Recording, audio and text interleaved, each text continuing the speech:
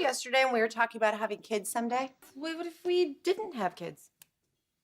Ever? First of all, I want to say the topic of whether you want or don't want kids should be had before you get into a serious relationship with someone, let alone marriage. Don't go into a relationship thinking someone is going to change their mind on whatever topic just because, okay?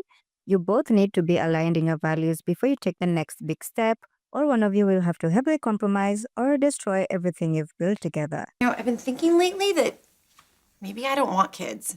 Are you crazy? Of course you want them. It's amazing. Now, Penny. She was one of the few mainstream female characters on TV who openly said she didn't want kids. She didn't dance around it or say maybe someday. She said, no, I don't want kids.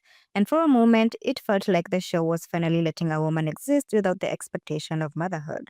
But then the finale happened, where suddenly Penny is pregnant. Well, I can't get more pregnant. We'll see about that. Not even after a long emotional arc or a conversation that explained why she shifted her views. Because it's okay to want to change your mind. We all change our minds in different aspects of our lives as we grow up.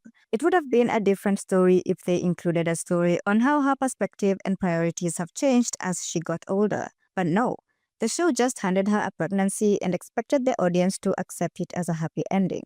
The truth is, I don't think Penny got pregnant because her character wanted it. She got pregnant because the writers didn't know what to do with a woman who truly didn't want children. Hollywood still treats child-free women like they're unfinished stories. Like their lives don't have emotional closure unless they follow the same checklist: marriage, house, and a baby. And Penny was the only woman on the show who stepped outside that mold. Bernadette became a mom and Amy wanted to be one someday. But Penny was the only character saying that life isn't for me. And instead of respecting that, the show treated her decision like a phase. Hang on, why is it crazy to say I might not want kids? You only think you don't want kids, but once you have kids, you realize that you did want them. Something she would get over someday. Something they could quietly flip at the last minute because, well, that's what sitcoms do. What makes it worse was how the shift was handled. Penny didn't talk through her fears or reconsider her identity. She didn't express any desire for motherhood. In fact, the storyline leading up to the finale made her stance even stronger. And then the pregnancy is revealed like a cute surprise, as if the audience wouldn't notice the emotional whiplash. For a lot of viewers, the issue wasn't the pregnancy, it was the message that a woman saying that she doesn't want kids isn't believable or serious or permanent.